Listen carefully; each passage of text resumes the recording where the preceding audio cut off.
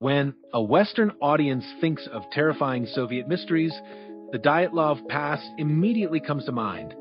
9 hikers dying on a freezing slope under mysterious circumstances. Dozens of movies have been made about it, but the truth is, for Siberia, that's just the tip of the iceberg. Deep within the taiga, in an area larger than many U.S. states, lie places far more terrifying. Places the Soviet authorities tried to erase from maps. Today, we are heading into the heart of this green hell, to a place where the ground literally devours all living things. The locals call this place the Devil's Cemetery. It is a perfectly circular clearing in the middle of a dense forest.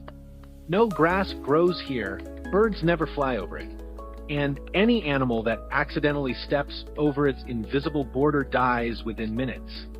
Hunters who stumbled upon this place in past centuries told horrifying stories. The bodies of dead animals lay here for months under the open sky and never rotted. They simply dried up, turning into eerie mummies that no forest predator would ever touch. What is it?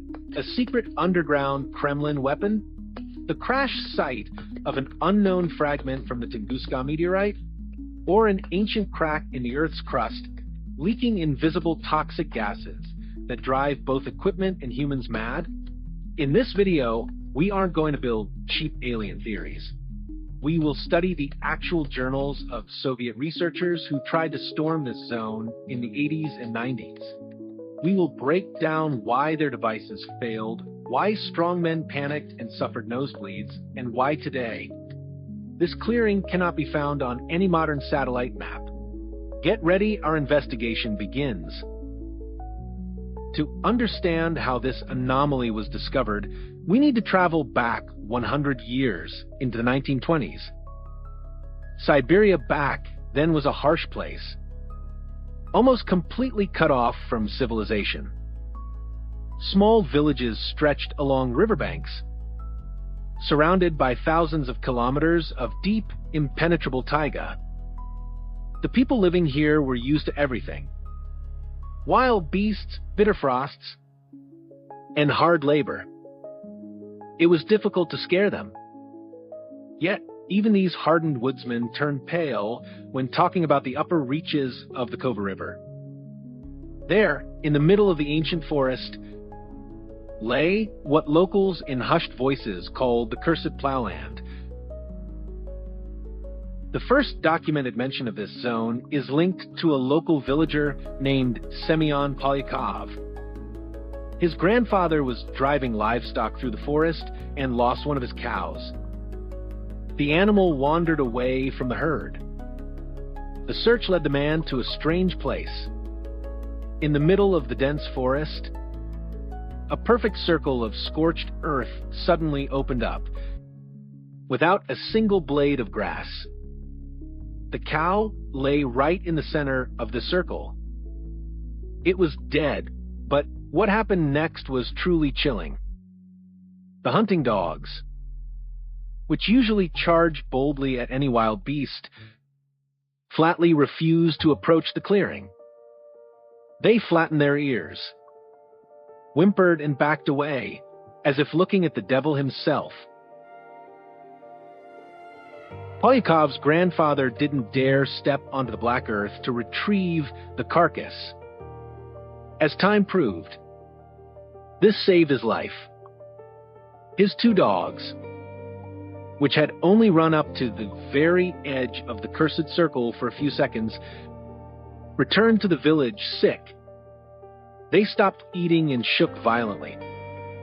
A couple of days later, the healthy hunting dogs started losing their fur in patches.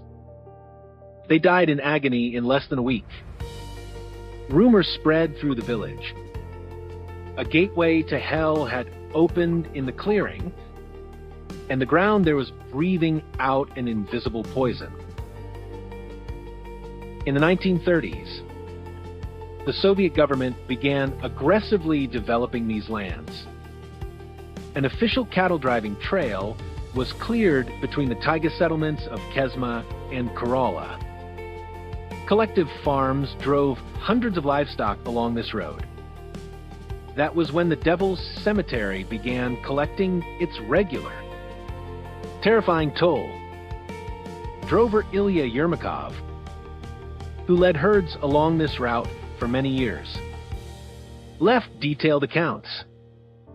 He wrote that if the drovers got distracted for even a minute, one or two cows would inevitably turn off the path into the deep forest.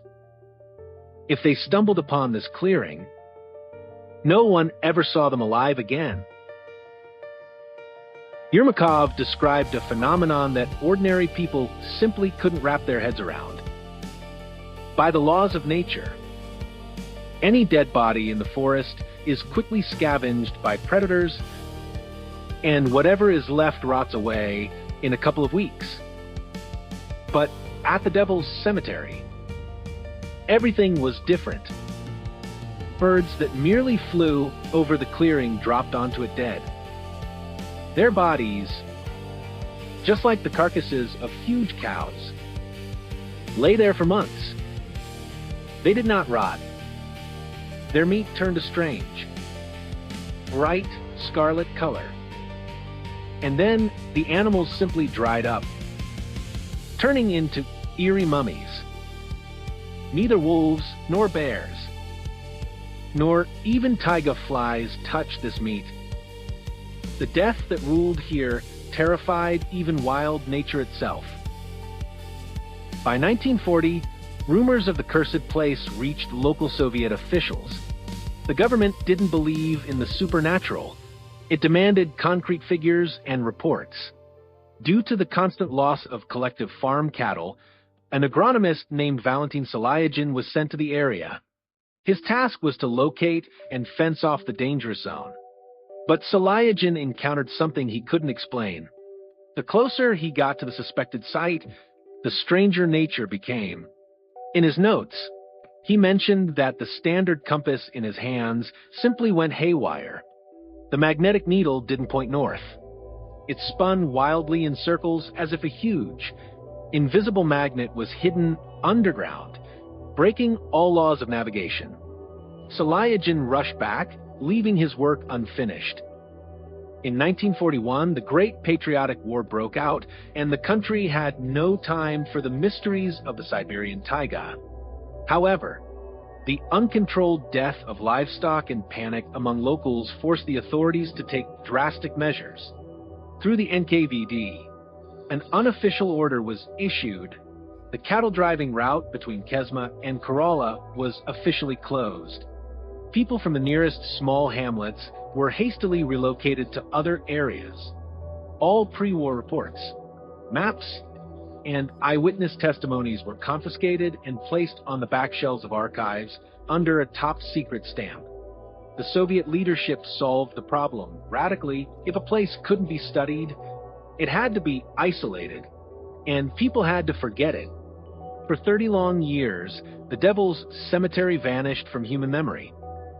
The silence was broken in the 1970s when Siberia began to be actively explored from the air. The construction of major hydroelectric power plants started in the region, and civil aviation helicopters and light and 2 planes flew over the taiga daily. That was when pilots began noticing something strange. During flights, crews periodically reported to the base that they could see a perfect black spot in the middle of the continuous green forest. It looked as if someone had used a giant compass to draw a circle and burn away all living things inside it. But the most terrifying part was what happened on board the aircraft when trying to fly directly over that spot. Aviation reports from those years recorded several chilling incidents. When a helicopter or plane approached the coordinates of the Devil's Cemetery, radio communication on board would suddenly cut out. Dispatchers heard nothing but a dull, oppressive static. Altimeters began showing critical errors, and navigation needles jumped wildly from side to side. Experienced Soviet pilots, realizing they were losing control of their aircraft, were forced to alter their course immediately and avoid the sector. The ground seemed to build an invisible barrier, keeping everyone away, even from the sky. In the 1980s, a wave of interest in the mystical and the unknown swept across the Soviet Union. The era of glasnost had begun. Newspapers and magazines, which previously only wrote about 5-year plans and collective farms, suddenly started talking about aliens, psychics, and mysterious zones on the country's map. That was when the old story of the Devil's Cemetery was brought back to life. Across the country, from Moscow to Vladivostok, enthusiasts began forming underground clubs. People hand-copied and typed out on mechanical typewriters the miraculously surviving fragments of Drover Yermakov's and agronomist Selayagin's journals. These homemade documents, smelling of ink, were passed from hand to hand like a great treasure. But it was one thing to debate an anomaly in a cozy kitchen, and quite another to face it face to face. In the summer of 1984, the first truly large and prepared expedition ventured into the deep Siberian taiga towards the Kova River basin. It was led by an experienced researcher, Vladislav Shatrov. The group didn't just consist of hopeless romantics, but engineers, geologists, and radiometrist specialists armed with Soviet sensors. Shatrov wanted to settle the matter once and for all, locate the clearing, measure radiation levels, take soil samples, and prove that it was all just foolish village folklore. They meticulously planned their route using old landmarks, hired local guides, and headed into the forest. None of them suspected that the taiga had already laid a trap for them. Trouble began during the second week of the trek as Shatrov's group approached the watershed of the Kova and Chadabets rivers. The local guides flatly refused to go any further. They stated that their ancestral taboos forbade them from setting foot on this land, turned back, and left the researchers alone. Shatrov decided to push forward. Immediately after, the surrounding landscape shifted. The forest seemed dead. The taiga birds, usually calling out at every turn, vanished, and animal tracks disappeared. Shatrov wrote a sentence in his notebook that sends shivers down the spine. It feels as though we stepped under a glass dome. The air has become heavy and sticky. A dead, unnatural silence hangs around us, making our ears pop. You can only hear the pounding of your own heart. The closer they advanced toward the coordinates, the stronger the phenomenon they dubbed the psychological barrier grew. For no apparent reason, all members of the group developed splitting headaches. But the worst part was an uncontrollable primal terror. Men who had completed dozens of grueling expeditions suddenly started trembling at every rustle. At night, the camp didn't sleep. The researchers felt that something massive and malevolent was watching them from the pitch-black darkness beyond the trees. The next morning, 2 engineers honestly confessed to Shatrov that if they didn't turn back right then, they would simply lose their minds. The anomaly wouldn't let people get close, acting directly on their minds and shattering their will to resist. At that exact moment, the praised Soviet technology began to fail. Dosimeters meant to measure radiation simply shut down. Brand new batteries inserted into flashlights drained in a matter of 20 minutes, as if something was siphoning away all their energy. Analog dial gauges started displaying absurd readings, and the mechanical watches of the entire group began lagging terribly or stopped altogether. Shatrov's expedition fell just a few kilometers short of the coveted circle. Having lost navigation and communication, and facing a mutiny of terrified men, Shatrov was forced to order a retreat. The Devil's Cemetery had protected its secret once again. In the summer of 1991, just a few months before the Soviet Union would officially cease to exist, the most extensive and thoroughly documented attempt to conquer the Devil's Cemetery was launched. The expedition was led by the prominent Far Eastern researcher Alexander Rempel. His group had learned from the mistakes of previous years. They didn't intend to rely on temperamental electronics. Instead, they brought simple, reliable mechanical devices, backup compasses, and a large supply of medical kits. The group moved strictly along the old, abandoned cattle-driving trail, fighting their way step by step through fallen trees and encroaching fog. The group recorded their first chilling anomaly when they were just over 2 kilometers away from their target.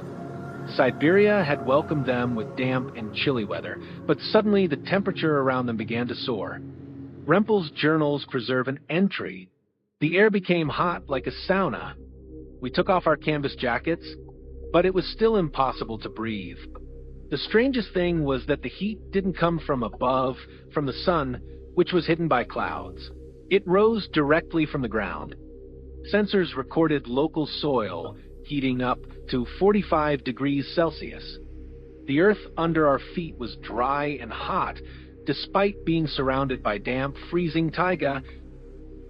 Following the temperature shock, physical deterioration began.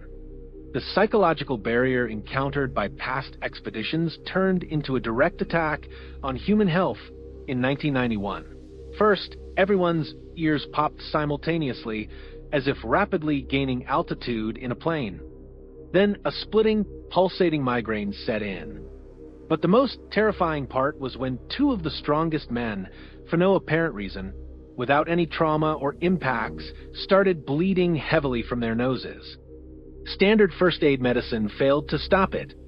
Every researcher's heart rate spiked to 140 beats per minute, and an oppressive tightness gripped their chests as if a heavy stone had been placed on their hearts. The clearing was literally flushing the people out of its territory. Rempel's group made a difficult decision to turn back, falling just a few hundred meters short of the epicenter. The lives and health of the team were more important. Yet, even on the return journey, the anomaly left its parting mark. When the researchers returned to base and attempted to develop the photographic film from their completely mechanical Zenit cameras, they were shocked. The film was entirely overexposed, as if it had been pulled into bright sunlight or subjected to powerful X-ray radiation while inside the sealed camera chassis. The place didn't just break the equipment, it destroyed the physical memory of its existence, preventing a single photo from being taken. When we hear stories about the Devil's Cemetery, our minds instantly imagine scenes from sci-fi movies, curses, alien spacecraft, or secret Kremlin bunkers. But if we cast aside the mysticism and look at the facts through the eyes of modern science, it turns out that nature can create traps far more terrifying than any fiction. The phenomenon of the dead clearing is not witchcraft. It is a rare and lethal alignment of several completely earthly natural factors that have worked together for centuries. And the main key to this puzzle is hidden deep underground. Remember the drovers' stories about birds dropping dead and the meat of dead cows turning bright scarlet and never rotting? There is a simple explanation for this. The Kova River Basin is rich in underground deposits of coal and peat. Sometimes deep beneath the earth in sealed voids, these layers begin to smolder. This underground fire can last for decades. Through cracks in the soil, carbon monoxide and methane seeped onto the clearing. Being heavier than air, they accumulated in the low-lying clearing like an invisible, deadly blanket. Any animal taking a breath died instantly from suffocation, and the carbon monoxide, reacting with the blood, stained the tissues that exact bright scarlet color and acted as a preservative, preventing the body from rotting and repelling insects. But how do we explain Selayagin's haywire compass and the cascading equipment failures experienced by Shatrov and Rempel? The answer lies in Siberian geology. This region is literally woven from so-called traps, ancient magmatic rocks containing colossal amounts of iron and nickel. A powerful local magnetic anomaly is situated in the area of the Devil's Cemetery. Due to underground heating and tectonic compression, these rocks begin to generate stray currents and intense magnetic fields. A standard compass is useless here, and batteries in electronic devices drained in minutes due to static tension. As for the overexposed film in Remmel's mechanical Xena cameras, during sharp tectonic shifts, granite strata are capable of generating brief bursts of X-ray or ionizing radiation. And what about the wild panic headaches and nosebleeds that drove people out of the forest? Science is well aware of this phenomenon too, and its name is infrasound. When gases under immense pressure force their way through narrow underground faults and cracks, the Earth literally begins to hum, but this sound vibrates at a frequency below 7 Hz. The human ear cannot hear it, but our bodies react instantly. Low frequencies resonate with internal organs, causing a sharp spike in blood pressure and spasms in cerebral vessels, which triggered the nosebleeds, while activating a primitive primal alarm signal in the subconscious. A person doesn't understand what they fear, but their mind gives one command: run. Today, finding the Devil's Cemetery is virtually impossible. The Soviet Union collapsed, carrying its final secret reports with it. In the 2000s, the landscape of the Angara region changed forever. The construction of the Boguchny hydroelectric power plant led to the flooding of vast areas. Many old landmarks, abandoned villages, and trails vanished underwater. And the clearing itself was likely reclaimed by young brushwood once the underground fire subsided and gases stopped venting to the surface. Siberia proved once more that it knows how to guard its secrets and shut its doors against those who trespass. Yet, who knows? Perhaps deep within the taiga, this cursed circle is beginning to breathe once again right now.